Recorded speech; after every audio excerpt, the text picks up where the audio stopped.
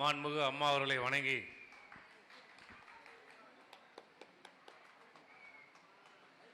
இங்கே நடைபெற்று கொண்டிருக்கின்ற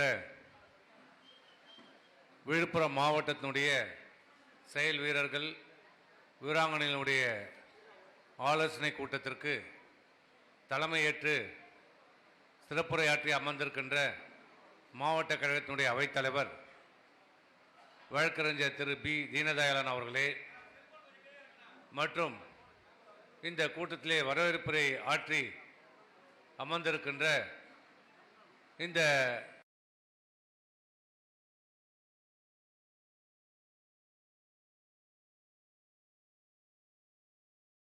நகர கழகத்தினுடைய செயலாளர் திரு ஆர் பசுபதி அவர்களே மற்றும் இந்த கூட்டத்திற்கு வருகை தந்து சிறப்புரை ஆற்றியிருக்கின்ற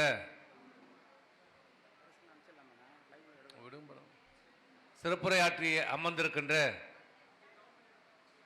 கழகத்தினுடைய அமைப்பு செயலாளர் முன்னாள் மத்திய அமைச்சர் அண்ணன் திரு செஞ்சியார் அவர்களே மற்றும் இந்த நிகழ்ச்சியிலே சிறப்புரையாற்றி அமர்ந்திருக்கின்ற மாவட்ட கழகத்தினுடைய துணை செயலாளர் வானூர் சட்டமன்ற உறுப்பினர் திரு எம் சக்கரபாணி அவர்களே, சிறப்புரையாற்றி அமர்ந்திருக்கின்ற மாவட்ட அம்மா பேரையினுடைய செயலாளர் திண்டிவனம் சட்டமன்ற உறுப்பினர் திரு அர்ஜுனன் அவர்களே மற்றும் இந்த கூட்டத்திற்கு நன்றி உரையாற்றிருக்கின்ற நகர கழகத்தினுடைய செயலாளர் திரு ராமதாஸ் அவர்களே மற்றும் இந்த கூட்டத்திற்கு வருகை தந்திருக்கின்ற பிற அணியினுடைய மாவட்ட செயலாளர்களே, மாநில தலைமை கழக நிர்வாகிகளே, நகர கழகத்தினுடைய செயலாளர்களே, பேரூர் கழகத்தினுடைய செயலாளர்களே மற்றும் பொதுக்குழு உறுப்பினர்களே மற்றும் வருகை தந்திருக்கின்ற தொகுதி வழக்கறிஞர் பிரிவு செயலாளர்களே மற்றும் வருகை தந்திருக்கின்ற மாவட்டத்தினுடைய அனைத்து மாவட்ட கழக நிர்வாகிகளே, சார்பணியை சேர்ந்த நிர்வாகிகளே, எம்ஜிஆர் மன்றம், அம்மா பேரவை, இளைஞர் அணி, மாணவர் அணி, மகளிர் அணி, இளம்பெண்கள் பாசறை அணி, அண்ணா தொழிற்சங்கம், அமைப்பு பேர சாரா தொழிற்சங்கம், இப்படி அனைத்து நிர்வாகிகளுக்கும் மற்றும் இங்கே இந்த இயக்கத்தினுடைய உயிர் நாடியாக இருக்கின்ற கழகத்தினுடைய அனைத்து கிளை கழகத்தினுடைய செயலாளர்களே, வருகை தந்திருக்கின்ற மேலமைப்பு பிரதிநிதிகளே, கிளை கழகத்தினுடைய நிர்வாகிகளே, குறிப்பாக இங்கே பெருந்திரளாக வருகை தந்திருக்கிற மகளிரணி சேர்ந்த நிர்வாகிகளே, தகவல் தொழில்நுட்ப பிரிவை சேர்ந்த நிர்வாகிகளே மற்றும் இங்கே வருகை தந்திருக்கின்ற பத்திரிகைத்துறை நண்பர்களே, ஊடகத்துறை நண்பர்களே, உங்கள் அனைவருக்கும் என்னுடைய வணக்கத்தை தெரிவித்துக் கொள்கின்றேன். இன்றைக்கு இந்த கூட்டம் ஏன் எதற்காக இன்றைக்கு கூட்டப்பட்டிருக்கிறது என்பது உங்களுக்கும் தெரியும். இதற்கு முன்பு பேசிய அனைவரும் தங்களுடைய கருத்துக்களை சொல்லியிருக்கிறார்கள். இந்த செயற்குழு மாவட்ட செயல் வீரர்கள் வீராங்கனைகளுடைய ஆலோசனை கூட்டம் நாம் கடந்த காலங்களில் நடத்தி இருந்தாலும் இன்றைக்கு இப்பொழுது நடைபெற்றுக் கொண்டிருக்கின்ற இந்த செயல் வீரர்கள் வீராங்கனைகள் கூட்டம் என்பது ஒரு திருப்புமுனை கூட்டம், திருப்புமுனையை ஏற்படுத்துகிற ஒரு கூட்டம்.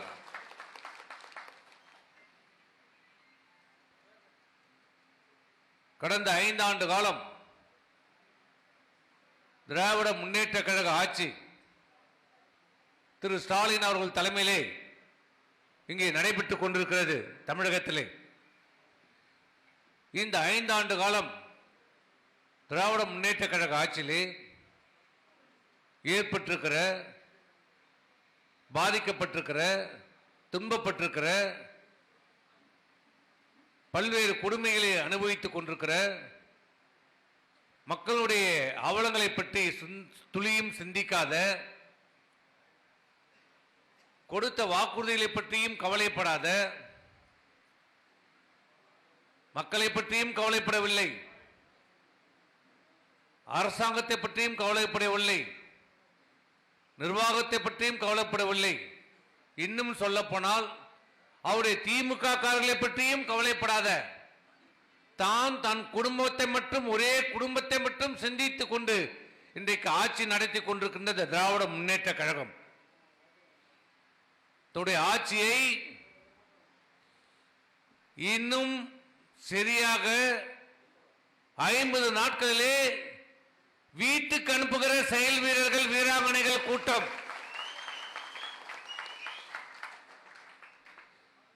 இந்த தேர்தலில் கொடுக்கிற அடி மரண அடி திமுகவுக்கு.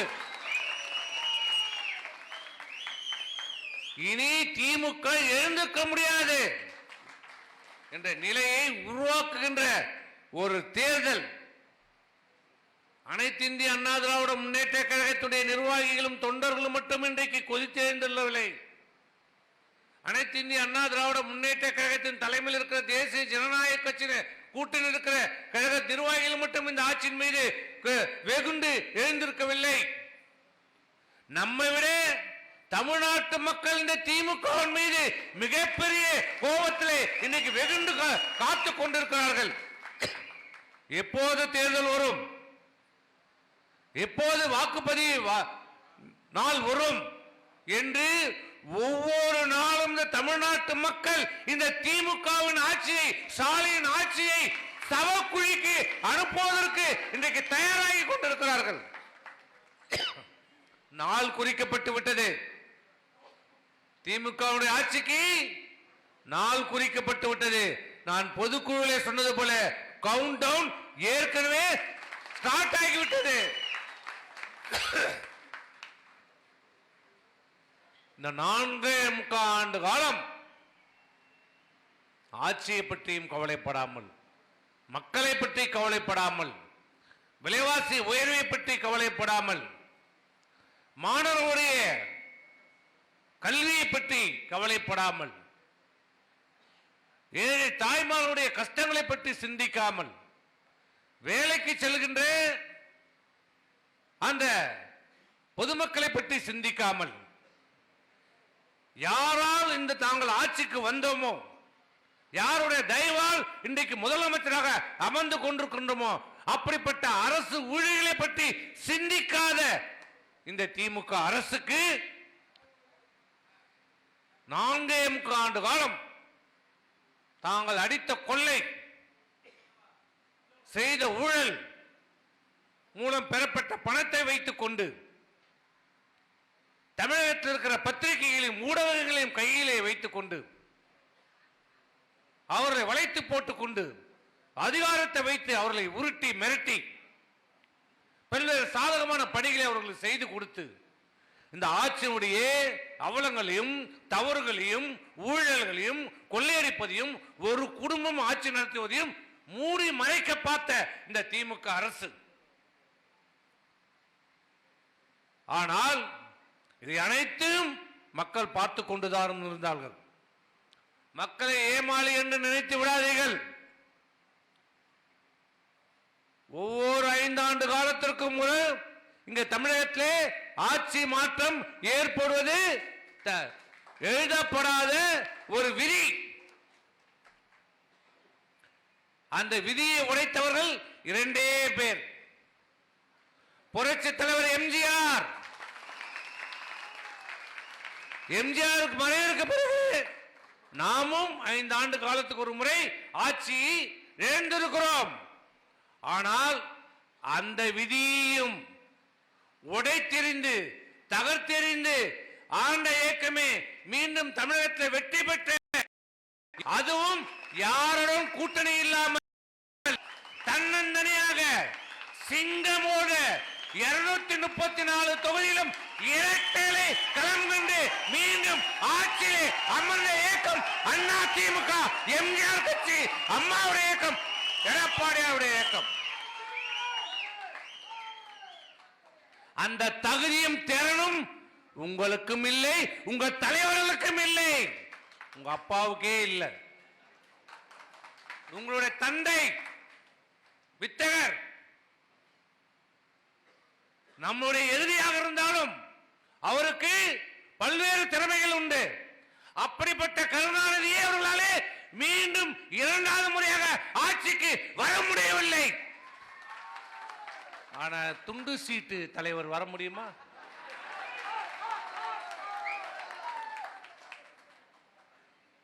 இந்த உலகத்திலே, இந்த நாட்டிலே, தமிழகத்தில் என்ன நடக்குது என்பதே தெரியாமல்,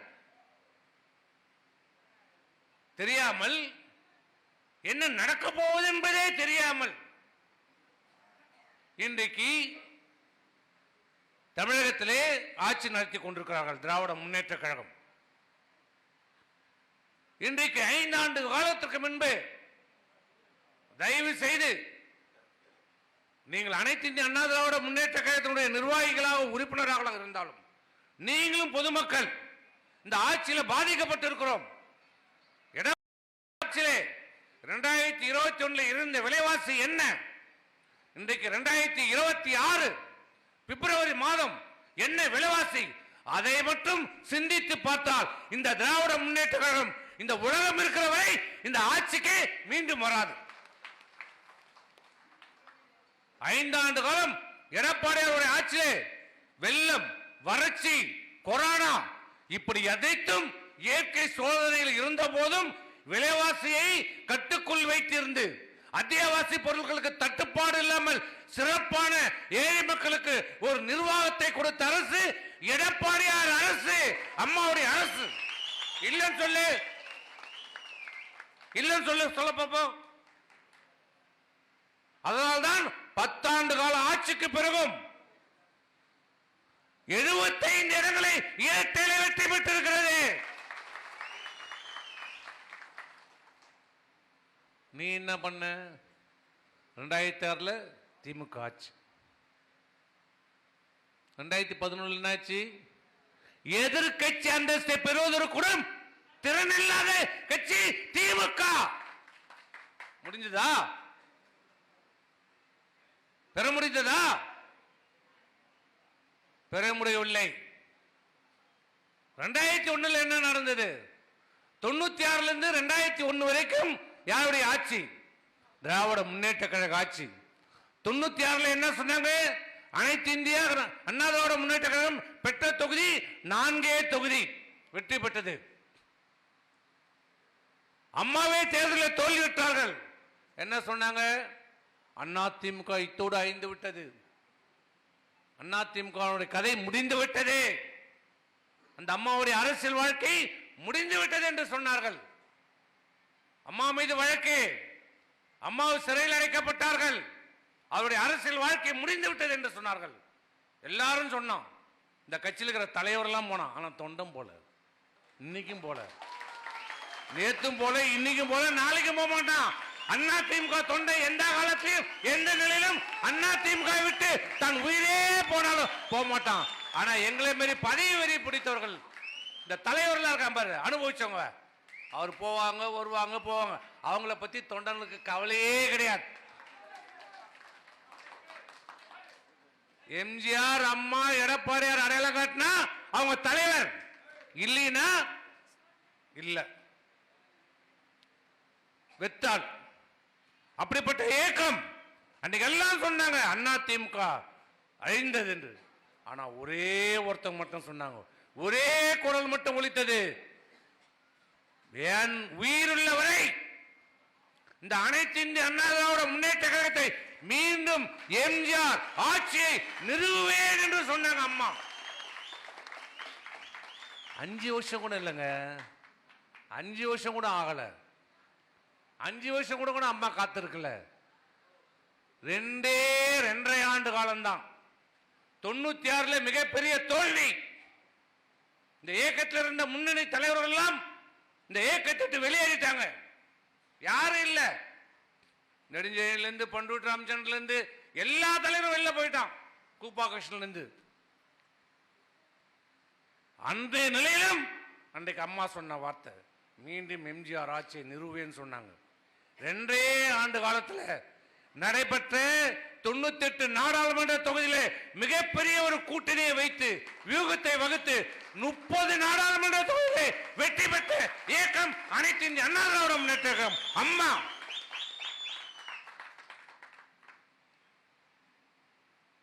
மத்தியிலே அமைச்சரவையிலே இடம்பெற வைத்தார்கள். அம்மாவை தேடி வந்தாங்க. வாஜ்பாயில இருந்து எல்லாம் வீட்டுக்கு வர வச்சாங்க.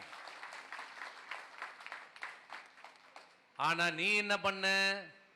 அதிமுக இருக்காது, அதிமுக அழிஞ்சிடும், அரசியல் வாழ்க்கை முடிஞ்சு போச்சுன்னு சொன்ன நீ 5 ஆண்டு காலம் ஆட்சிக்கு பிறகு 2001 சட்டமன்ற தேர்தலில் எதிர்கட்சியாக வருவதற்கு கூட வக்கில்லை, துப்பு இல்லை, திறனில்லை. இதுதான் திமுகவுடைய நிலைமை. இதுதான் சரித்திரம். சரித்திரத்தை படியுங்கள் முதலமைச்சரே. உங்களுடைய திமுகவுடைய சரித்திரத்தை புரட்டி பாருங்கள். உங்களுடைய நிலைமை என்ன என்பது தெரியும். நடைபெறுகிற தேர்தலில் 2021 26 சட்டமன்ற தேர்தலில் திமுக எதிர்கட்சி அந்தஸ்து மட்டுமில்ல, சட்டமன்றத்தில் கடைசி வரிசையில் இடம் கிடைப்பதே அரிது. இதுதான் நிலைமை. ஏனென்றால் இன்றைக்கு மக்கள் கொதித்து போயிருக்கிறார்கள். ஒரு குடும்ப ஆட்சி இந்த நாட்டை சுரண்டி கொண்டிருக்கிறது. நாட்டுடைய வளத்தை கொள்ளையடித்துக் கொண்டிருக்கிறது. ஆட்சி அதிகாரத்தை வைத்துக் கொண்டு எதிர்கட்சிகளை ஒடுக்க பார்க்கிறது, மிரட்ட பார்க்கிறது. இந்த ஆட்சிக்கு எதிராக பேசுகிறவர்களை பத்திரிகை துறை சார்ந்தவர்கள் மீது வழக்கு போடுகிறது. அதை கண்டிப்பதற்கு சக பத்திரிகையாளர்கள் தைரியம் இல்லை, துணிவில்லை. இதே யாராவது வட மாநிலத்திலே பேரே தெரியாத, முகமே தெரியாத, யாரோ இடதுசாரியோ ஏதோ ஒரு சாரி சேர்ந்தவர் யாரோ ஒரு பள்ளி மாணவன் மீது வழக்கு பதிவு செய்தால், அவர் உரிமை பறிக்கப்பட்டால், இந்தியாவில் இருக்கிற பத்திரிகைகள் எல்லாம் குரல் கொடுக்கும், இந்தியாவில் இருக்கிற எதிர்கட்சிகள் எல்லாம் குரல் கொடுக்கும். ஆனால் இங்க தமிழகத்தில் என்ன நடக்கிறது? அறிவிக்கப்படாத எமர்ஜென்சி அவசர பரிகரணம் இன்றைக்கு நடைபெற்றுக் கொண்டிருக்கிறது. ஆனா இவர் சொல்றார், நான் மிசால கைது பண்ணாங்க, என்ன தொழில்நோயாளி வைக்கிறார். ஆமா, இவர் கப்பல் ஓட்டி தமிழர், இவர் தொழில்நோயாளி இருக்கிறாங்க. இவர் ஏன் கைது செய்யப்பட்டார், எதற்கு கைது செய்யப்பட்டார் என்பது காலத்திலே சரித்திர புத்தகத்தை எடுத்து படித்தால் அது தெளிவாக எழுதியிருக்கும். ஏன் ஸ்டாலின் அவர்கள் கைது செய்யப்பட்டார், என்ன காரணத்துக்காக செய்யப்பட்டார் என்பது தெளிவாக இருக்கும். ஆக இன்றைக்கு தினந்தோறும் ஒவ்வொரு நாளும் ஒவ்வொரு நாடகத்தை இந்த அரசு அரங்கேற்றிக் கொண்டிருக்கிறது. இன்றைக்கு ஒரு திட்டத்தை பெயர் வைக்கிறார்கள். அந்த திட்டத்தை மனப்பாடம் செய்வதற்கு முன்பாக அடுத்த திட்டம் வருகிறது. அடுத்த திட்டத்தை என்னடா அந்த பேரை படிக்கிறதுக்கு முன்னாடி இன்னொரு திட்டம் வருகிறது. தினந்தோறும் ஒரு பேர், தினந்தோறும் ஒரு பேர். நான் கேட்கிறேன், இந்த மேடையில் நின்று கேட்கிறேன், திமுக இருக்கிற அமைச்சர்கள் யாராவது ஒருத்தர் இந்த தமிழ்நாடு அறிவித்திருக்கிற எல்லா திட்டத்தையும் நீ பத்திரிகை பேப்பர் படிக்காம நீ சொல்லிட்டு நாங்க இந்த மேடையை விட்டே போயிடும் தைரியம் இருக்கிறதா? சொல்ல முடியுமா? நீங்க இந்த 5 ஆண்டு காலத்துல இந்த திட்டங்களுக்கு வைத்த பெயரை பேப்பரை படிக்காமல் பறிக்க முடியுமா? உங்க முதலமைச்சர் முடியுமா? முதல்ல தினந்தோறும் ஒரு பெயர், அதுல என்ன நடக்குது, ஏது நடக்குது? ஒரே துறை தான், அந்த துறையை 10 தடவை பேர் மாத்துறாங்க. இப்படி மக்களை மயக்க பார்க்கிறார்கள், ஏமாற்ற பார்க்கிறார்கள். ஆனால் மக்கள் தெளிவாயிட்டாங்க. ஏற்கனவே ஒரு முறை அனுபவிச்சாங்க. ஆனால் மக்களுக்கு ஏற்கனவே 2006 2 ஏக்கர் தரணும் போது அப்பயே நீ உஷாராயிருக்கணும். எங்க இது 2 ஏக்கர் தமிழ்நாட்டில் சொல்லு, கொடுக்க முடியுமா? எங்க அதை பத்தி சிந்திக்கவே இல்லை. பணம் நிலம்னே எல்லாரும் பாவம், நிலைமை எல்லாம் ஏழ்மை. நம்ம மக்களை குறை சொல்லி புண்ணியம் இல்லை, அவங்களுடைய ஏழ்மை. எப்படியாவது எதையாவது பிடிச்சி நம்ம மேலே ஏறி வந்துட மாட்டோமா என்ற நம்பிக்கை. அந்த நம்பிக்கையை தான் இந்த திமுக அரசு இன்றைக்கு ஏமாற்றி மோசடி செய்து கொண்டிருக்கிறது. மக்களுடைய ஏழ்மையை பயன்படுத்தி, அவருடைய வறுமைகளை பயன்படுத்தி பொய்யான கவர்ச்சிகரமான திட்டங்களை அறிவித்து அன்றைக்கு ஏமாற்றியது போல இன்றைக்கும் பல்வேறு வாக்குறுதிகளை கொடுத்தது. நிறைவேற்ற முடிந்ததா? செயல்படுத்த முடிந்ததா? ஒரு சில திட்டங்களை நிறைவேற்றியதாக சொல்லுகிறீர்களே, அதை முழுமையாக நீங்கள் செயல்படுத்தி இருக்கிறீங்களா? சொன்னது என்ன, செய்தது என்ன? சொன்னது என்ன? அனைத்து இல்லத்தரசிகளுக்கும் 1000 ரூபாய் கொடுத்தது என்ன? பாதி பேருக்கு கூட கொடுக்கல, பாதி பேருக்கு தகுதி இல்லை சொல்லிட்ட. 2,24,00,000 இல்லத்தரசிகள் நீ கொடுத்தது பிறகு 1,17,00,000 பேருக்கு தான் கொடுத்திருக்கிற, மீதி இல்லை. கேஸ் சிலிண்டருக்கு மானியம் தரேன்னு இன்னி வரைக்கும் நையா பைசா கொடுக்கல. ஆனா நாங்க என்ன சொன்னோம், எங்க எடப்பாடியார் 6 சிலிண்டர் கொடுக்குறேன்னா, நீ 100 ரூபாய்க்கு ஆசைப்பட்டு 6,500 ரூபாய் விட்ட, 6,600 ரூபாய் விட்ட. அன்னைக்கு கேஸ் 1,100 ரூபாய். 6 கேஸ் சிலிண்டர் தரணும், இவங்க 100 ரூபாய் தரேன்னாங்க. அந்த 100 ரூபாவது கொடுத்தாங்களா? அதுவும் கொடுக்கல. சரி, அதை விடு. நம்ம வீட்டில் படிக்கிற மாணவர்களுடைய கல்வி கடன், எல்லார் வீட்லையும் பொறியியல் கல்லூரி படிக்கிறாங்க, காலேஜில் படிக்கிறாங்க, பாலிடெக்னிக் படிக்கிறாங்க, ஆர்ட்ஸ் காலேஜ் படிக்கிறாங்க, இன்ஜினியரிங் படிக்கிறாங்க, டாக்டர் படிக்கிறாங்க, பல்வேறு பிரிவுகளே பாடப்பிரிவுகளே இன்னைக்கு படித்துக் கொண்டிருக்கிறார்கள். அந்த படிக்கிற மாணவர்களை படிக்க வைப்பதற்காக அந்த ஏழை பெற்றோர்கள் வங்கியிலும் தேசிய வங்கியிலும் கடன் பெற்றிருக்கிறார்கள். கடன் பெற்று தங்கள் பிள்ளையை படிக்க வைத்து விட்டார்கள். இந்த அரசை நம்பி கடன் வாங்கி தங்களுடைய பிள்ளைகளுக்கு நல்ல கல்வியை கொடுத்திருக்கிறார்கள். கொடுத்த உங்கள் பிள்ளைகளுக்கு எப்ப அந்த கடன் அடைப்போம் நினைச்சாங்க? இந்த அரசாங்கம் வேலை கொடுக்கும், நாம் படிச்ச நம்ம பசங்களுக்கெல்லாம் வேலை கொடுப்பாங்க, அவன் வேலைக்கு போய் சம்பாதித்து அந்த கடன் அடைப்பான், நம்மளை காப்பாற்றுவான், ஒருவேளை சோறு போடுவான்னு நினைச்சாங்க. ஆனால் இந்த அரசாங்கத்தில் என்ன நிலைமை? 5 ஆண்டு காலத்தில் வேலை கிடைத்ததா? படித்த விட்டு வேலை இல்லாமல் இருக்கிற வேலை இளைஞர்களுக்கு எத்தனை வேலை வாய்ப்புகளை இந்த அரசாங்கம் ஏற்படுத்தி கொடுத்தது? சொன்னது என்ன? நாங்கள் ஆட்சிக்கு வந்தால் அனைத்து வேலைகளும் நிரப்பப்படும் என்று சொன்னீங்க. இந்த ஆட்சியிலே கிட்டத்தட்ட 5 லட்சம் வேலை வாய்ப்புகள் இன்றைக்கு காலி இடங்கள் இருக்கிறது.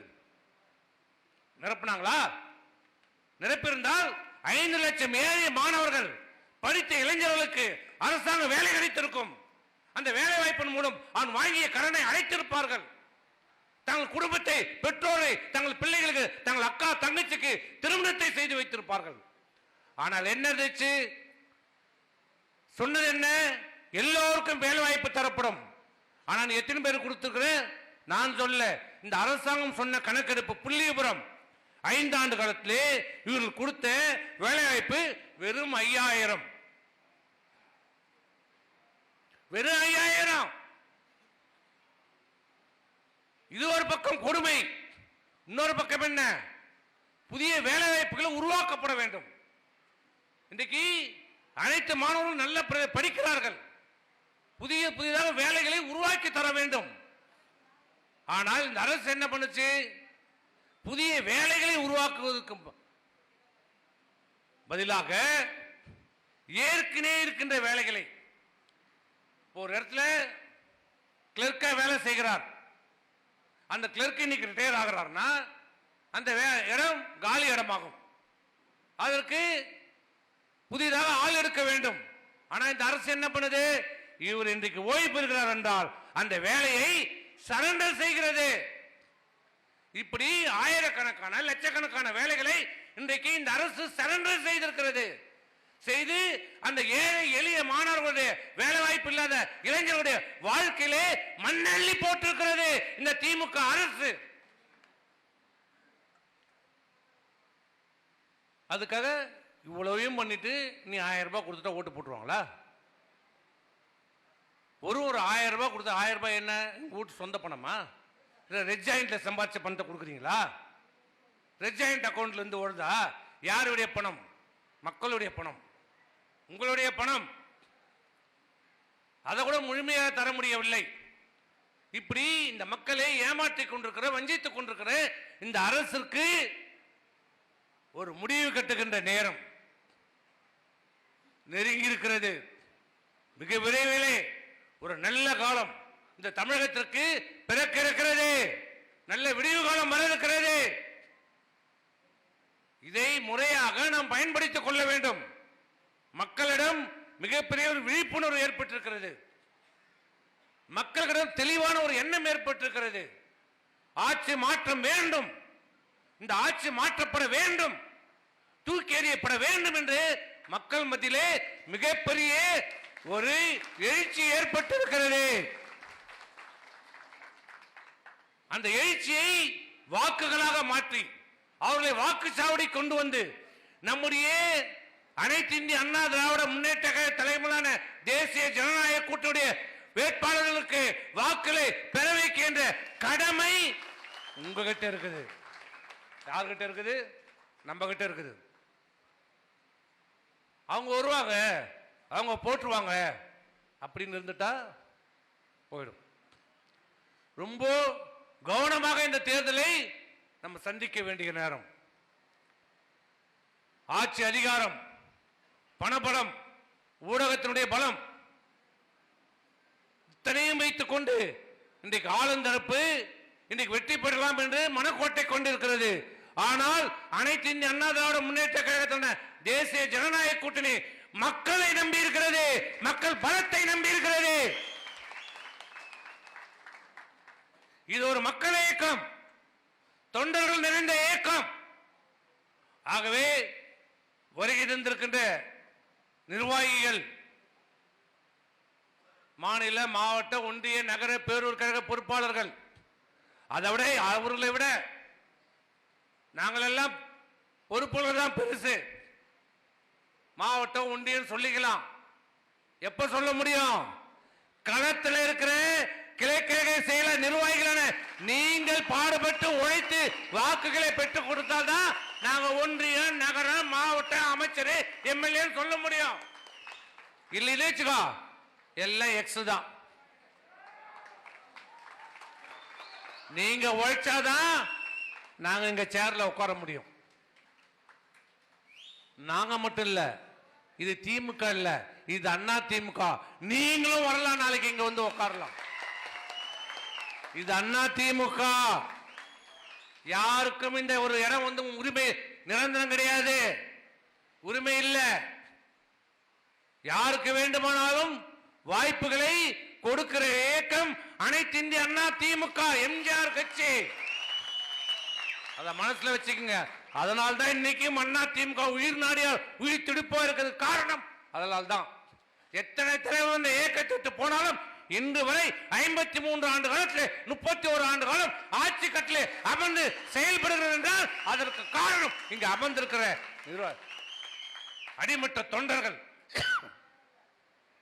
ஆகிய வருகை தந்திருக்கின்ற அனைத்து கிளைக்கழக நிர்வாகிகளுக்கும், பூத் செயலாளர்களுக்கும், பூத் கமிட்டியுடைய நிர்வாகிகளுக்கும், அனைத்து அணியை சேர்ந்த நிர்வாகிகளும் நீங்கள் சிறப்பாக செயல்பட வேண்டும், ஒருங்கிணைந்து செயல்பட வேண்டும். சில கருத்து வேறுபாடுகள் இருக்கலாம், உள்ளூர் பிரச்சனை இருக்கலாம், இல்ல சொந்தக்கார பிரச்சனையா இருக்கலாம். ஆனால் எல்லாத்தையும் ஒதுக்கி வச்சிருங்க. இப்போ நம் கண்முடியா இருக்கிற ஒரே ஒரு குறிக்கோள், ஒரே சிந்தனை, அண்ணா திமுக எடப்பாடியார் தலைமையில் தேசிய ஜனநாயக கூட்டணி ஆட்சி அமையணும். இதை தவிர நமக்கு வேற எந்த சிந்தனையும் கிடையாது. யார் வேட்பாளர், அவர் வருவாரா, இவர் வருவாரா, சிவப்பா இருப்பாரா, கருப்பா இருப்பாரா, நெட்டியா இருப்பாரா, குட்டியா இருப்பாரா, அண்ணா திமுகவா, பாரதிய ஜனதா கட்சியா, இப்படி எதை பற்றியுமே நமக்கு சிந்தனை இல்லை, கவலைப்பட வேண்டியதில்லை. எடப்பாடியார் தலைமையில் தேசிய ஜனநாயக கூட்டணி வேட்பாளர் யார் நின்னாலும் அவரை வெற்றி பெற வைக்க வேண்டிய கடமை நமக்கு இருக்கிறது. நம்ம வேட்பாளரை விட கூட்டணி வேட்பாளரை வெற்றி பெற வைப்பதுதான் அனைத்து அண்ணா திராவிட முன்னேற்ற கழக பெருமையே இருக்கிறது. ஆகவே தயவு செய்து யார் வேட்பாளராக இருந்தாலும் நமக்கு உங்களுக்கு வேட்பாளர் அதிமுக பொறுத்த வரைக்கும் அதிமுக வேட்பாளர் யாரு? யார் வேட்பாளர்? இரட்டை. யார்? இரட்டையலை. அவர் இவரா அவரா அதெல்லாம் நமக்கு தேவையில்லை. வேட்பாளர் அறிவிச்சாங்களா? தேர்தல் அறிவிச்சாங்களா? அதிமுக இந்த தொகுதியில் நிற்குதுன்னு சொன்னாங்களா? அவர்கள் எழுதி அவர் பகுதியில் இரட்டையலை சின்னத்தை வரையணும். கூட்டணிக்கு அந்த தொகுதி ஒதுக்கப்பட்டிருக்கிறதா? கூட்டணியுடைய சின்னத்தை நாம் வரைய வேண்டும். இதுதான் நம்ம வேலை.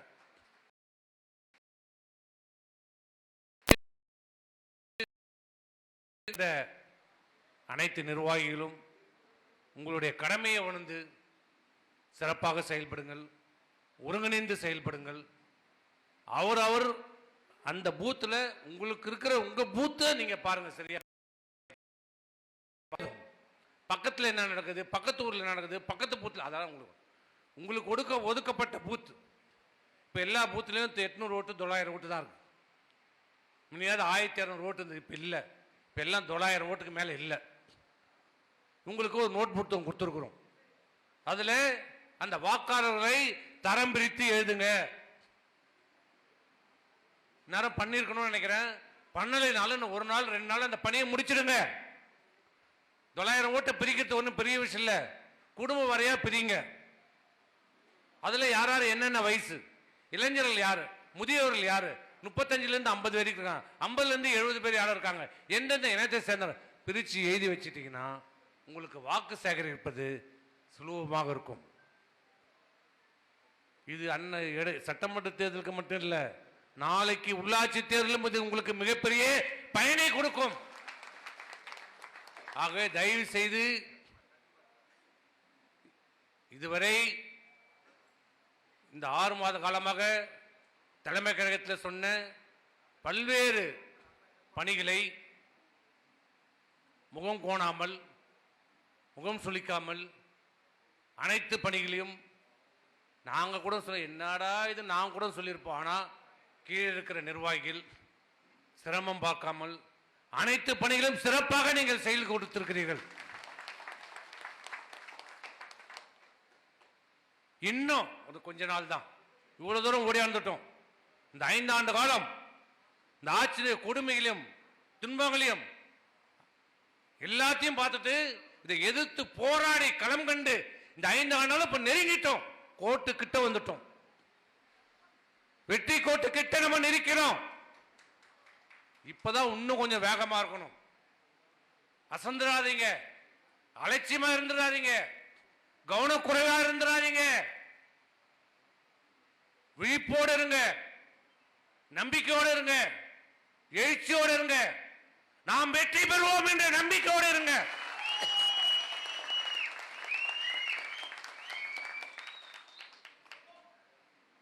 ஆகவே இன்றைய இந்த கூட்டம் முடிந்த கையோடு சரி, நாளையிலிருந்து அவர்களுக்கு ஒதுக்கப்பட்ட பூத்தில் இருக்கிற அந்த பூத்தில் இருக்கிற நிர்வாகிகள், செயலாளர்கள், மாவட்ட நிர்வாகிகளாக இருக்கட்டும், ஒன்றிய நிர்வாகிகள் எல்லாரும் உட்கார்ந்து முதல்ல நீங்க பேசுங்க. கூட்டணி கட்சிக்காரர் எல்லாரும் கூடி ஒன்னா உட்காருங்க. பாட்டாளி மக்கள் கட்சி, பாரதிய ஜனதா கட்சி, அம்மா மக்கள் முன்னேற்ற கழகம், புரட்சி பாரதம், இப்படி நம்முடைய கூட்டணியில் இருக்கிற அந்த வாக்குச்சாவடியில் இருக்கிற அனைவரையும் கூட்டி முதல்ல உங்களுக்குள்ள உட்கார்ந்து பேசுங்க. சுமூகமான ஒரு உறவை ஏற்படுத்துங்க. அப்போ உட்கார்ந்து அந்த வாக்குச்சாவடியை அந்த வாக்காளர் பெட்டியில பச்சு அலசி கலந்து ஆலோசி பேசுங்க. இதுல உங்களுது யாரு, உங்க கட்சிக்காரு, எங்க கட்சிக்காரு யாரு, இதை முதல்ல ஒரு முடிவு. நமக்கு நம்ம கட்சியை சார்ந்தவர்கள், நம்முடைய உறவினர்கள், நமக்காக வாக்களிக்கிறவர்கள் என்பதை அதை முதல்ல நீங்கள் தீர்மானம் செய்துக்குங்க. 800 ஓட்டுல அதுல எவ்வளவு ஓட்டு என்பதை முதல்ல முடிவு செய்து அதை உறுதிப்படுத்திக் கொள்ளுங்க. அந்த ஓட்டுல ஒரு ஓட்டு கூட நமக்கு குறையக்கூடாது, மிஸ் ஆகக்கூடாது. பிறகு நடுநிலையாளர் வாக்கு நீங்க எப்பயுமே கொடுக்குறீங்க, அது மாதிரி கொடுக்காதீங்க. இந்த இடைத்தேர்தலில் நம்ம ஆளெல்லாம் கொடுப்பாங்க, இந்த நோட்டை கொடுப்பாங்க, இப்படிதான் நோட்டை இந்த கட்சி வாரியா கொடுனா இவன் எழுதி கொடுப்பான் 92% அண்ணா திமுக. நம்பால் 92% தான். நம்ம ஏன் வேலை செய்யணும்? வேலையே செய்ய வேணாமே, வீட்டிலே படுத்துனுக்கலாமே. இவன் எழுதி கொடுப்பான் 100 பேர்ல 92 பேரும் அண்ணா திமுக. போனா போதும் ஒரு 2 திமுக எழுதுவான். இது அது 2-3 தான் எழுதுவான் திமுக. கேட்டா எங்க ஊர்ல இல்லவே இல்லை திமுகனே இல்லைன்னு அடிச்சு சொல்லுவான் நம்மகிட்டே. அப்புறம் அங்கே ஓட்டு எவ்வளோதான் வந்து பார்த்தா 20 ஓட்டு 22 ஓட்டு. அதை மாதிரி உங்களையும் ஏமாற்றி என்னையும் ஏமாற்றி கட்சியை ஏமாற்றி மக்களையும் ஏமாத்தாதீங்க. கஷ்டம் நீ தான் ஏமாந்து போவ. தயவு செய்து உண்மையான இது நீங்க வச்சுக்க போறது நான் கேட்கல, இது உங்களுடைய இது. அதிமுக சார்ந்த கூட்டணி கட்சி ஓட்டு எவ்வளவு உண்மையான வாக்காளர்களை குறிச்சு வச்சுக்குங்க. அது யாருக்கும் சொல்லக்கூடாது. நடுநிலையாளர் வாக்கு எவ்வளவு? ஒரு 300 பேர் 200 பேர். அந்த நடுநிலையாளர் வாக்குகளை தான் நீங்கள் குறிவைத்து வாக்குகளை சேகரிக்க வேண்டும். இந்த நடுநிலையாளர் வாக்கு தான் நமக்கு முக்கியம். அவர்களை தினந்தோறும் சந்திங்க, சொல்லுங்க. இந்த ஆட்சியில் இருக்கிற விலைவாசியை சொல்லுங்க, இந்த ஆட்சியில் இருக்கிற கட்டுமான விலைவாசியை பத்தி சொல்லுங்க, மருத்துவமனையில் இருக்கிற அவலங்களை சொல்லுங்க, பள்ளி மாணவர்களுக்கு ஏற்பட்டிருக்க கஷ்டங்களை சொல்லுங்க, தமிழகத்தில் இருக்கிற கஞ்சா புழக்கத்தை பற்றி சொல்லுங்க. எடுத்து நீங்க சொன்னீங்கன்னா உங்களுக்கு முன்னாடி அவங்க பல விஷயத்தை சொல்லுவாங்க. விவசாயிகளுடைய பிரச்சனைகளை சொல்லுங்க. அவர்களை நமக்கு வாக்குகளை பதிவு வைப்பதற்கு அனைத்து முயற்சிகளும் நீங்க எடுக்கணும். அதான் அதை விட்டுட்டு திமுக வீட்டுக்கே போய் இந்த முறை நீ அண்ணா திமுக போடு, இந்த முறை அண்ணா நம்ம கேட்டா இல்லை இல்லை அவர் போட மாட்டார், அவங்க மனைவி போடும். இதெல்லாம் நடக்கிற கதையா? எந்த காலத்தில் இது? நானும் பல காலத்தில் கேட்டேன். இவன் சொல்லுவான் நம்பால் அவங்க மனைவி போடுறேன்னு சொல்லிச்சுங்க, போட்டுருவாங்க. யாரும் போட மாட்டாங்க. நேரத்தையும் காலத்தையும் பணத்தையும் வீணாக்காதீங்க. திமுக காரனா விட்டுரு, அவன் போட்டா போட்டு போறான், விட்டுரு. அதுல உங்களுடைய காலத்தை நேரத்தையும் விரயம் செய்யாதீங்க. நம்முடைய வாக்காளர்கள் நடுநிலையாளர் வாக்காளர்களை குறிவைத்து அவர்களை நமக்கு வாக்களிக்கிற மாதிரி அவர்கள் மனநிலையை மாற்றுவதற்கான அனைத்து முயற்சிகளும் எடுங்க. தரவுகள் இப்ப முக்கியம். தரவு இல்லாம தேர்தல் பணி ஆற்ற முடியாது. அந்த காலம்லாம் முடிஞ்சு போச்சு. அம்மா கருணாநிதியோடு முடிஞ்சு போச்சு.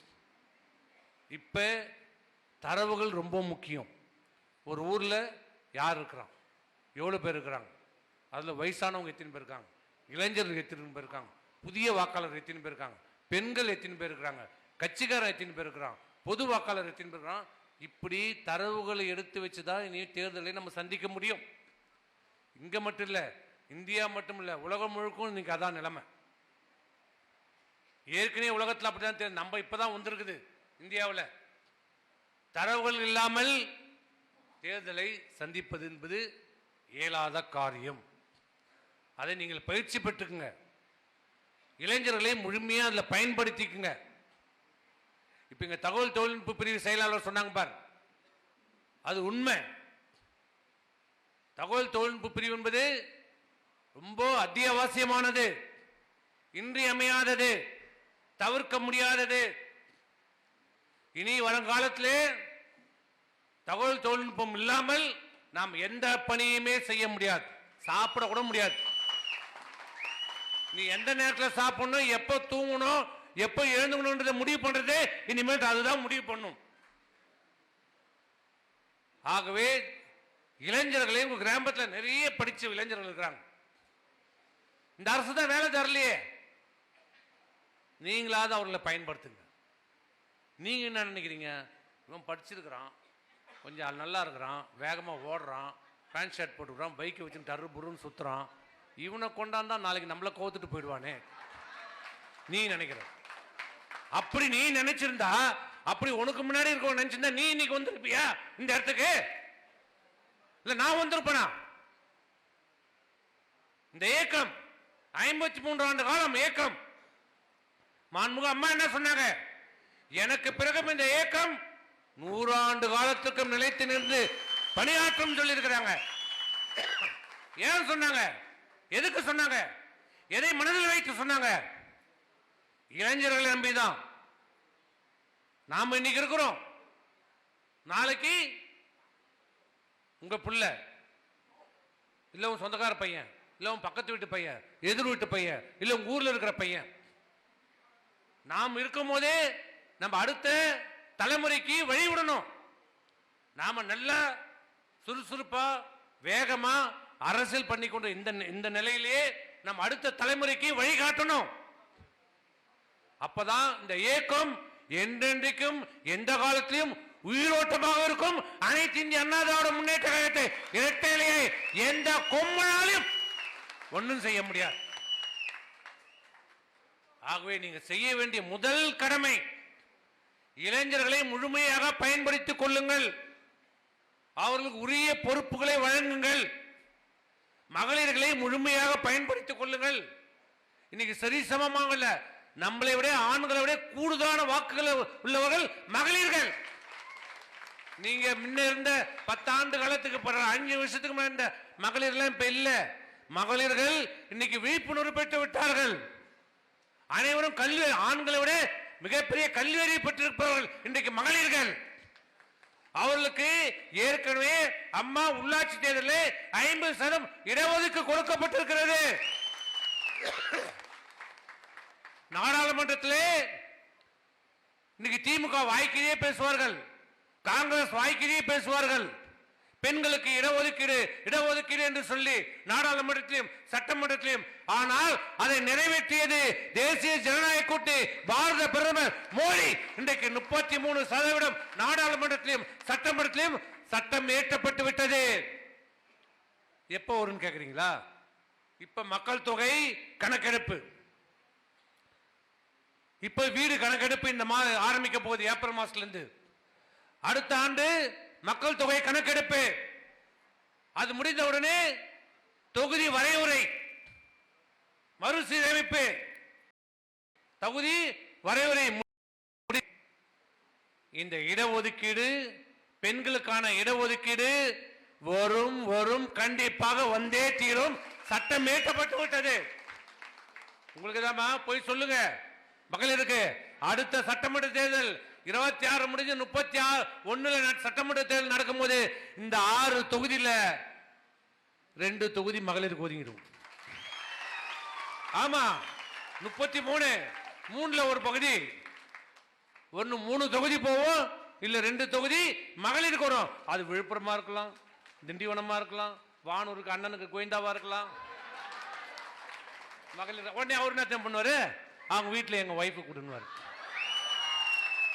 இவங்க என்ன பண்ண, கட்சி கூட்டு வந்து வேலை பாருங்க, அப்பெல்லாம் கூட்டார மாட்டாங்க. நம்பால சேர்மன் சீட்டு ஒதுக்கணும்னு இவருக்கு என் மனைவி கொடு. இந்த தடவைலாம் நடக்காது தம்பி. கட்சியில யாரு உழைக்கிறாங்க, கட்சியில பணியாற்றணும். மகளிரா இருந்தாலும் சரி, ஆண்களா இருந்தாலும் சரி, பணியாற்றுகிற மகளிருக்கு தான் இயக்கத்தில் பொறுப்புகள் வழங்கப்படும். உனக்கு ஓணும்னா உன் மனைவிக்கு ஓணும், உன் பொண்ணுக்கு ஓணும்னா கட்சியில வந்து பணியாற்ற சொல்லு. பணியாற்றணும். புறமுதுகு முறை பின்னாடி வந்துடலாம் நினைக்காதீங்க. இப்படிதான் பேசுவாரு சண்முகம், பாத்துக்கலாம் அன்னைக்கு வாங்கிக்கலான்னு. அதெல்லாம் நீ பழைய சண்முகம் எல்லாம் பார்த்தாச்சு. இனி அதுக்கு வாய்ப்புலாம் இருக்காது. உழைக்கிறவனுக்கு, உழைத்தவனுக்கு உரிய அங்கீகாரம் கண்டிப்பாக வழங்கப்படும். இளைஞர்களுக்கு வாய்ப்பு அளிக்கப்படும், மகளிருக்கு உரிய வாய்ப்பு அளிக்கப்படும். அதெல்லாம் நம்ம பார்த்தியா, இப்போ பொறுப்புகள்லாம் போடும் போது புதிதாக எந்த பொறுப்பு போட்டாலும் நம்ம இளைஞர்கள் தான் போடுறோம். இப்போ திண்டிவனம் நகரசபை கூட பாரு, சின்ன வயசுல ரூபன் ராஜ் சின்ன வயசு தான் போட்டேன். எங்க வாய்ப்பு வந்தாலும், எங்க சூழ்நிலை போடணும் ஒரு நிலைமை வந்தா இளைஞர்களுக்கு தான் வாய்ப்பு வழங்குவேன். இளைஞர்னா உடனே நீங்க கவலைப்படாதீங்க, ஏதோ 18 வயசு 19 உழைத்த இந்த இயக்கத்தில் உழைத்த இளைஞர்களுக்கு வாய்ப்பு வழங்கப்படும். ஏன்னா நம்ம இன்னும் 5 வருஷம் இருக்கலாம், இன்னொரு 10 வருஷம் கத்தின்னு கிடக்கலாம். அப்புறம் இந்த கட்சி யார் வளர்க்கறது? இந்த கட்சியை யார் காப்பாற்றணும்? நாம நல்ல நிலையில ஓடி ஆடி உழைக்கும் போதே அடுத்த தலைமுறையை உங்களுக்கு அறிமுகப்படுத்தணும். அதுதான் இந்த கட்சிக்கு நம்ம செய்கிற கடமை. இந்த கட்சியான நம்ம வாழ்ந்தோம், பொழிச்சிருக்கிறோம், பேரு புதவி எல்லாம் கிடைச்சிருக்கிறது. நீ என்ன இந்த கட்சிக்கு செய்த? இந்த கட்சி 100 ஆண்டு காலம் நிலைத்திருக்க வேண்டும் என்றால் அடுத்த தலைமுறைக்கு இந்த கட்சியை வழிவிடுங்க. ஒரே ஒரு வேண்டுகோள் தான். கிளைக்கழகத்தில் இருக்கிற இந்த இயக்கம் 72 இருந்து பல்வேறு சோதனைகளை சேர்ந்து அடி உதப்பட்டு சிறை போனவங்க எல்லாம் இருக்காங்க இன்னைக்கு கட்சி. ஆனால் அன்னைக்கு அவங்க உழைச்சாங்க, ஜெயிலுக்கு போனாங்க, சிறைக்கு போனாங்க. அதுக்கப்புறம் அவங்களுக்கு திருமணம் ஆயிடுச்சு, குடும்ப பிரச்சனை, எவ்வளோ பிரச்சனை இருக்குது. இன்னைக்கு அவங்களால அந்த அளவுக்கு உழைக்க முடியல. ஆக நமக்கு அடிப்படை கிளைக்கழகம். அடுத்த கிளைக்கழக தேர்தல் வருகின்ற போது நீங்களே உங்க பையனு கூட கொடுங்க. கிளைக்கழகத்தில் நல்ல சிறப்பாக செயல்படுகிற, ஓடி ஆடி வேலை பார்க்கிற ஒருவரை கிளைக்கழக செயலராக நீங்கள் பரிந்துரை செய்யுங்கள். அதுதான் உங்களுக்கும் நல்லது, இந்த கட்சிக்கு நல்லது. ஆகவே வருகை தந்திருக்கின்ற நிர்வாகிகள் சொன்ன கருத்துக்களை உள்வாங்கி இந்த இயக்கம் அம்மாவுடைய கட்சி, எம்ஜிஆருடைய கட்சி, இரட்டை இலை வெற்றி பெற வேண்டும். எடப்பாடியார் தலைமையிலான தேசிய ஜனநாயக கூட்டணி வெற்றி பெற்று தமிழகத்தினுடைய முதலமைச்சராக எடப்பாடியார் அமர வேண்டும். அமர வேண்டும் என்றால் அனைவரும் ஒற்றுமையாக இருந்து செயலாற்ற வேண்டும் என்று கேட்டுக்கிற. மற்றொன்று, அம்மாவுடைய பிறந்த நாள் வருகிறது. இதை நான் உங்களுக்கு சொல்ல வேண்டியதில்லை, இருந்தாலும் என்னுடைய கடமை நான் சொல்கிறேன். அம்மாவுடைய பிறந்த நாள், தேர்தலை ஒட்டி வருகிற பிறந்த நாள். அனைவரும் சிறப்பாக எழுச்சியோடு அம்மாவுடைய பிறந்த நாளை கொண்டாட வேண்டும். எல்லோரும் வந்திருக்கிற நிர்வாகிகள், வராத நிர்வாகிகள் சரி, ஒவ்வொரு உறுப்பினராக இருந்தாலும் சரிதான், உன் வீட்டு முன்னாடி ஒரு சின்ன படமாவது வச்சு அம்மாவுக்கு ஒரு பூவாவது வை. எல்லார் வீட்டு வாசல்லையும் ஒரு சின்ன படம், அம்மா படம் வச்சு ஒரு பூ வை. சும்மா ஒரு பூ பறிச்சு கூட வை. 3 நாள் முன்னே பக்கத்து வீட்டு பையனை கூட்டு ஒரு சாக்லேட் கொடு. எல்லா கிளைக்கழகத்திலையும் பொது இடத்துல அம்மாவுடைய படத்தை வைத்து மலரஞ்சலி செலுத்தப்பட வேண்டும். உன் சக்திக்கு என்ன முடியுதோ செய்யுங்க. உங்கள் சக்திக்கு என்ன முடியுதோ செய்யுங்க. ஒரே ஒரு வேண்டுகோள், என்னுடைய வேண்டுகோள் ஒண்ணுதான். முடிந்தால், வசதி இருந்தால் தலைவர் பாட்டை போடுங்க, அம்மா பாட்டை போடுங்க. காலையும் மாலையும், அந்த ஒரு நாள் முழுவதும் காலையும் மாலையும் தலைவர் பாட்டையும் அம்மா பாட்டையும் போடுங்க. தலைவர் பாட்டு ஒண்ணு போதும். நீ 10 நாள் செய்யற வேலையை தலைவர் பாட்டு ஒரு பாட்டு நமக்கு செய்து கொடுத்துரும். அதை மறந்துடாதீங்க. மற்றபடி நிலத்திட்டங்கள் என்பது அதாவது அவரவருடைய வசதிக்கேற்ப உங்களால் என்ன முடியுமோ செய்யுங்க. ஆனால் எல்லா கிளைக்கழகத்திலையும், ஊர்ல மட்டும் இல்ல, காலனி கிளைக்கழகத்திலையும் கண்டிப்பா செய்யணும். அங்கேயும் படம் வச்சு நீங்க அஞ்சலி செலுத்தணும். அது ரொம்ப முக்கியம், ரொம்ப ரொம்ப முக்கியம். எல்லோரும் இணைந்து பணியாற்றுங்க, செயல்படுங்க. அதே போன்று நாளைக்கு 13ஆம் தேதி உங்களுக்கு எல்லாம் தெரியும், இந்த திமுக ஆட்சி ஏற்கனவே பல வாக்குறுதி கொடுத்துச்சு, எதையும் செய்யல. அது விடுங்க, எல்லாம் தெரிஞ்ச கதை தான். ஊரே நாரி போன கதை, அது விடுங்க. அதில் ஒரு நாரி போன இன்னொன்று, இன்னும் 150 நாள் வேலை வாய்ப்பு தருவோன்னு சொன்னார். 150 நாள் தராட்டாலும் பரவாயில்ல, 100 நாளாவது கிடைக்குதா? நம்ம விழுப்புரம் மாவட்டத்தில் 590 பஞ்சாயத்து, 620 பஞ்சாயத்தில் சராசரியா எல்லா ஊராட்சிக்கு சராசரியா எடுத்த கணக்கு வந்து 21 நாள் தான் கொடுத்துருக்காங்க. 100 நாள் கூட கொடுக்கல. இவங்க எங்க 150 நாள் தரப்போறாங்க? இந்த லட்சணத்தில் வேற பேரூராட்சிக்கு வேற தருவாராம் 100 நாள் வேலைவாய்ப்பு. ஆனா இன்னைக்கு நம்முடைய கழகத்துடைய பொதுச் செயலாளர் எடப்பாடியார் வைத்த கோரிக்கையை பாரத பிரதமர் ஏற்றுக்கொண்டு 100 நாள் வேலைவாய்ப்பை 125 நாளாக உயர்த்தி கொடுத்தது அனைத்து இந்திய அண்ணா திராவிட முன்னேற்ற கழக தலைமையிலான தேசிய ஜனநாயக கூட்டணி பாரத பிரதமர். அதை மூடி மறைப்பதற்காக திட்டமிட்டு தன் கோயபாஸ் வேலையை இன்றைக்கு திமுக அரங்கேற்றி கொண்டிருக்கிறது. 100 நாள் வேலையை நிறுத்த போறாங்க. 100 நாள் வேலையை எங்கடா நிறுத்துறாங்க? 100 நாளை 125 நாளாக வைத்து கொடுத்திருக்கிறது மத்திய அரசாங்கம். எடப்பாடியார் இன்னைக்கு என்ன தேர்தல் வாக்குறுதி கொடுத்தா? இன்னைக்கு சொல்லல, 2021 தேர்தலிலே சொன்னார், நாங்கள் ஆட்சிக்கு வந்தால் 150 நாள் 100 நாள் வேலையை உயர்த்தி தருவோம் சொன்னாரு. இந்த மக்கள் அன்னைக்கு நம்பல. ஆனா இன்னைக்கு சொல்றார், திரும்ப மீண்டும் சொல்லியிருக்கிறார், என் தலைமையிலான ஆட்சி மீண்டும் அம்மாவுடைய ஆட்சி அமைந்தால் 125 நாள் வேலை வாய்ப்பை 150 நாளாக உயர்த்தி தருவேன். இதையெல்லாம் மூடி மறைச்சு இந்த திமுக அரசு என்ன சொல்லுது? 100 நாள் வேலையை நிறுத்த போறாங்க. நிறுத்திட்டாங்க. அது எடுபடல. ஒண்ணு பேரை மாத்திட்டாங்க. எந்த பேரு தான்? ராமன் ஆண்டான்னா ராவணா. எங்களுக்கு என்ன?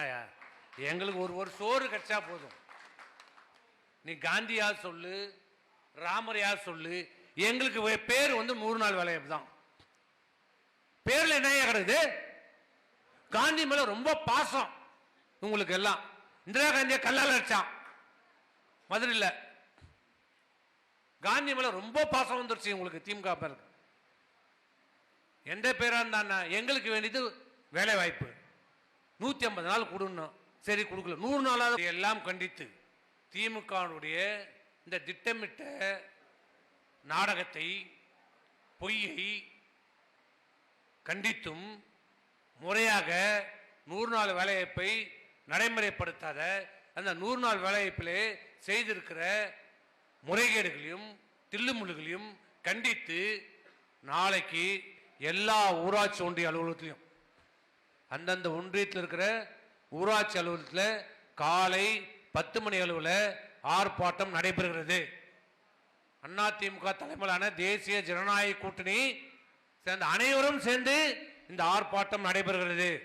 கூட்டணி கட்சிகள் எல்லாரும் முறையா அழைத்து இந்த ஆர்ப்பாட்டத்தை நீங்கள் செயல்படுத்தப்பட வேண்டும். அனைத்து இந்திய அண்ணா திராவிட முன்னேற்ற கழகம், பாரதிய ஜனதா கட்சி, பாட்டாளி மக்கள் கட்சி, அம்மா மக்கள் முன்னேற்ற கழகம், புரட்சி பாரதம் மற்றும் இருக்கிற அனைத்து கூட்டணி கட்சிகளும் முறையாக அழைப்பு கொடுத்து அனைத்து நிர்வாகிகளும் கலந்துக்கணும். இன்னைக்கு எப்படி கலந்துக்கிட்டீங்களோ, ஏன்னா தேர்தலை முன்னிட்டு நடக்கிற ஆர்ப்பாட்டம், அதுக்கப்புறம் தேர்தல் தான். இந்த ஆட்சிக்கு எதிரான மக்கள் நிலையை நாளைக்கு நீங்க எல்லோரும் பிரதிபலிக்கணும். அனைத்து ஒன்றியத்தில் நடைபெற ஆர்ப்பாட்டத்திலே பெருந்திரளாக அனைவரும் கலந்து கொள்ளணும் நான் வேண்டுகோள் வைக்கிறேன். அதே போன்று நம்முடைய எடப்பாடியார் அவர்கள் கொடுத்த தேர்தல் வாக்குகளை 2 கட்டமாக கொடுத்திருக்கிறார். அந்த முதல் கட்டத்துக்கான போஸ்டர்ல உங்ககிட்ட அடிச்சு கொடுத்தோம், நீங்க எல்லாம் ஒட்டிட்டீங்க. 2ஆம் கட்டத்துக்கான போஸ்டர் படிப்போம். அதே மாரி ஒரு பகுதியில் நீங்கள் வீதி வீடாக சென்று பிரச்சாரம் செய்யணும். நோட்டீஸ் அடிங்க, என்னென்ன வாக்குறுதி கொடுத்தார், இவன் என்னென்ன செய்யல, என்ன நடந்திருக்குது, விலைவாசி நோட்டீஸ் அடிச்சு வீதி வீடா போய் ஒரு 2 நிமிஷம் 3 நிமிஷம் நின்று பேசி சொல்லி கொடுத்துட்டு வாங்க. ஒன்றும் அவசரம் இல்லை, நமக்கு நேரம் நல்லா இருக்கு, நிறைய நேரம் இருக்குது. நம்ம தேர்தலுக்கு முந்தைய வேலையெல்லாம், பெரும்பான்மை வேலையெல்லாம் நம்ம செய்து முடிச்சிட்டோம். இப்ப நீங்க உன் பூத்தில் இருக்கிற அந்த 800 ஓட்டுனா அதிகபட்சம் ஒரு 150 ஓட்டு வீடு தான் இருக்கும், இல்லை ஒரு 200 வீடு தான் இருக்கும். அழகா ஒரு நாளைக்கு 5 வீடு 10 வீடு போங்க, 20 வீடு போங்க, 10 நாள்ல 200 வீடு முடிச்சிடலாம். நின்று நிதானமா நோட்டீஸ் கொடுத்து விளக்கமா சொல்லுங்க. ஒன்றும் எங்க கோட்டையை பிடிக்க போறீங்க? கோட்டையை நம்ம மே மாசம் பிடிச்சிக்கலாம். இப்ப நம்ம ஜெயிச்சாலும் மே மாசம் தான் பதவி இருக்க முடியும். இப்ப ஜெயிச்சாலும் மே மாசம் தான் பதவி இருக்கலாம். அதனால ஒன்றும் பொறுமையா போகலாம் கோட்டைக்கு. நீங்க ஒவ்வொரு வாக்காளர்களையும் பார்த்து இந்த ஆட்சியினுடைய தவறுகளையும் அவலங்களையும், ஏறிக்கிற விலைவாசிகளையும், குறிப்பால் சட்டம் ஒழுங்கு, பெண்களுக்கு பாதுகாப்பில்லை, மாணவர்களுக்கு கஞ்சாவால் சீரழிந்து கொண்டிருக்கிறார்கள் என்பதை விளக்கி, இவர் செய்ய தவறுகளை எங்களுடைய எடப்பாடியார் இந்தந்த வாக்குறுதிகளை தர இருக்கிறார். அவன் 1000 ரூபாய் நான் 2000 ரூபாய் சொல்லியிருக்கிறோம். அவனாலுக்கு 2500 10,000 சொல்லுவான். ஆனா கொடுப்பானா? சொல்லணும். கொடுப்பானா? கேளுங்க கேள்வி. 1000 ரூபாய் எல்லாருக்கும் தரேன் நான், கொடுத்தானா? கொடுத்தானா? கொடுக்கல. இல்ல இப்ப சொல்லுவோம் உங்களுக்கு 2000 தருவோம், நாங்க 2000 தரணுன்றதால அவன் 3000 5000 10,000. ஆனா வந்து சேராது. திருப்புன்னு ஏமாறாத. ஆனா எங்க அம்மா ஆட்சி, எம்ஜிஆர் ஆட்சி, எடப்பாடியார் சொன்னா தருவார், செய்வார். 2000 ரூபாய் அனைவருக்கும் அனைத்து இல்லத்தரசியும் சொல்லி இருக்கிறாரு. 2,34,00,000 பேருக்கும் 2000 ரூபாய் தருவோம். ஏழை பணக்காரன் வித்தியாசம் இல்லாம எல்லாருக்கும் கிடைக்கும். எப்படி தாலிக்கு தங்க எல்லாரும் கொடுத்தோம், இலவச சைக்கிள் எல்லாரும் கொடுத்தோம், லேப்டாப் எல்லாருக்கும் கொடுத்தோம், மிக்சி கிரைண்டர் ஃபேன் எல்லாருக்கும் கொடுத்தோம். அது சொல்லணும். அது மாதிரி நாங்க தருவோம். அண்ணா திமுக சொன்னா செய்யும், திமுக சொல்லுவோம், அடிச்சுன்னு போயிடுவோம், எடுத்துன்னு போயிடுவோம். ஆக ஜாக்கிரதையா இருங்க. திருப்பி சொல்லுங்க, ஜாக்கிரதையா இருங்க. போன தேர்தலே சொன்னோம், நாங்க நீங்க கேட்கல. 10 வருஷம் காஞ்சி போயிருக்கிறான். அவன் ஓட்டு போட்டா காதுல மூக்குல இருக்கிறதெல்லாம் கைட்டிப்பான்னு சொன்னோம். வம்பி ஓட்டு போட்ட இப்ப காதுல மூக்குல எல்லாரும் வித்துட்டு நடு ரோட்டில் நிக்கிற. மீண்டும் ஏமாந்தா உடம்புல இருக்கிற துணியை கூட உரி விடுவான்னு சொல்லு. ஆக உங்க கையில தான் இருக்குது. நாங்க பேசலாம் பேசிட்டோம். எது இதுக்கு மேல உங்ககிட்ட தாங்க. இது நம்ம ஆட்சி வர்றதும் தான் உங்க கையில தான் இருக்குது. நீங்க நினைச்சா அம்மா ஆட்சி, நீங்க நினைச்சா எடப்பாடியார் முதலமைச்சர். ஆகவே வருகை தந்திருக்கின்ற அனைத்து கழக செயலர்கள் வீராங்கனைகளும் இந்த கூட்டத்திற்கு சிறப்பாக வருகை தந்த சிறப்பித்த உங்களுக்கு அனைவருக்கும் நன்றி. மீண்டும் மீண்டும் சொல்றேன், எல்லோரும் இன்றையிலிருந்தே களப்பணிகளை செய்யுங்க. எல்லோரும் அரவணைச்சு கொண்டு போங்க, அதுதான் முக்கியம். குறிப்பா கூட்டணி கட்சிக்காரர்களை இன்றையிலிருந்தே உட்கார்ந்து பேசி சுமூகமாக பேசி அவர்களோடு நல்ல முறையிலே தேர்தல் பணி ஆற்ற வேண்டும் என்று வேண்டுகோள் வைக்கிறார்.